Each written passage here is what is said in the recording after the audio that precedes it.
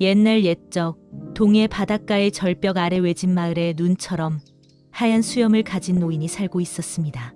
사람들은 그를 이름 없이 소금 할아버지라 불렀습니다. 그는 마을에서도 좀 떨어진 절벽 끝의 작은 동굴 안에 조용히 살며 바다에서 직접 길어온 물을 널쩍한 검은 돌 위에 붓고 햇빛과 바람만으로 순백의 소금을 만들어내곤 했습니다. 할아버지의 소금은 이상하리만치 특별했습니다.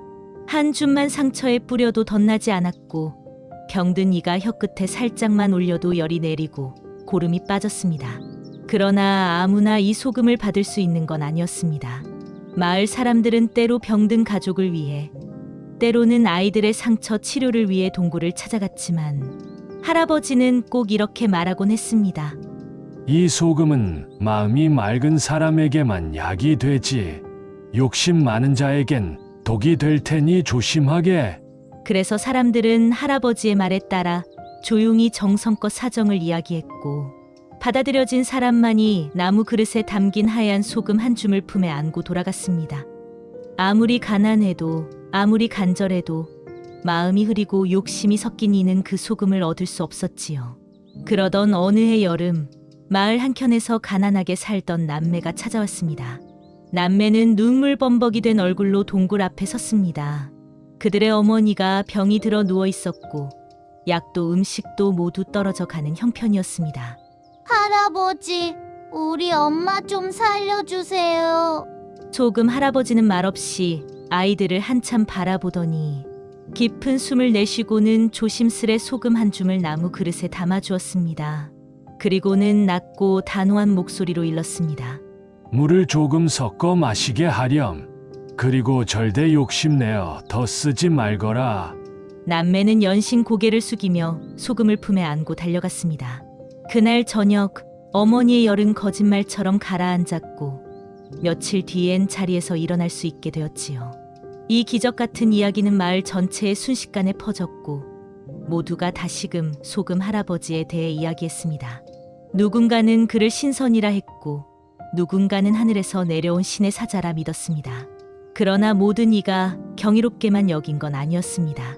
마을엔 늘 장사 미천을 탐하던 상인이 있었는데 그는 이 기적의 소금을 돈벌이 수단으로 여기고 곧장 할아버지를 찾아갔습니다. 금화가 가득 담긴 보따리를 들고 나타난 그는 당당히 외쳤습니다. 노인장, 이 소금 좀 나에게 팔게. 금을 드리지, 금을. 할아버지는 고개를 저었습니다. 이건 팔 물건이 아니오. 사람 살릴 약이지. 장사 미천이 아니지. 상인은 얼굴을 붉히며 돌아갔지만 쉽게 포기하지 않았습니다. 그날 밤 그는 달이 구름에 가려진 틈을 타 동굴에 몰래 숨어들었습니다.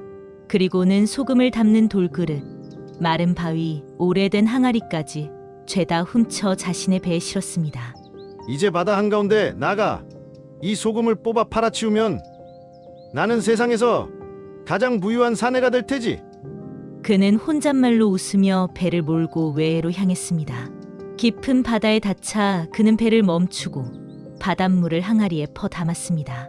처음엔 아무런 변화가 없었지만 이내 항아리 안이 부글거리기 시작하더니 김이 피어오르며 소금 결정이 솟아나기 시작했습니다. 됐다. 이게 바로 그 약염이구나. 그러나 기쁨은 오래가지 않았습니다. 소금은 멈추지 않았습니다. 그는 그릇을 바꿔가며 담고 또 담았지만 항아리는 쉬지 않고 소금을 쏟아냈습니다.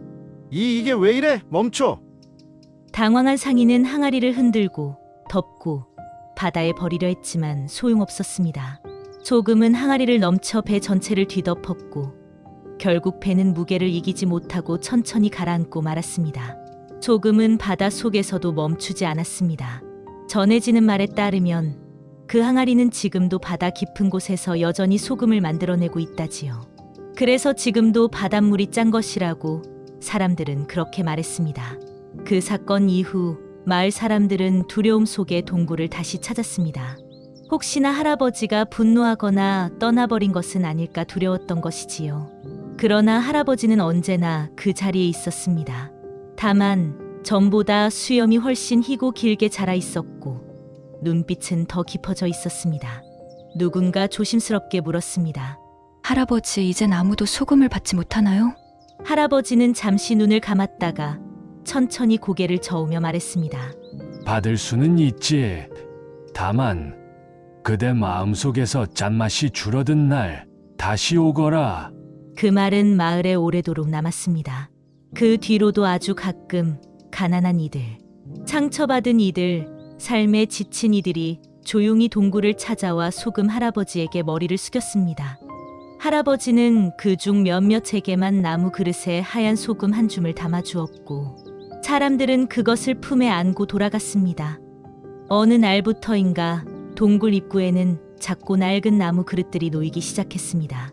누군가는 소금 대신 편지를, 누군가는 조약돌 하나를, 누군가는 눈물 한 방울을 담아놓고는 속삭였습니다. 짠 세상, 잠시만 쉬어가게 해주소서. 사람들은 깨달았습니다. 소금 할아버지의 소금은 단지 병을 고치는 신비한 약이 아니었습니다. 그것은 세상의 괴로움을 씻는 힘이 있었고 무엇보다 사람들 마음속의 짠맛을 덜어내는 소금이었습니다.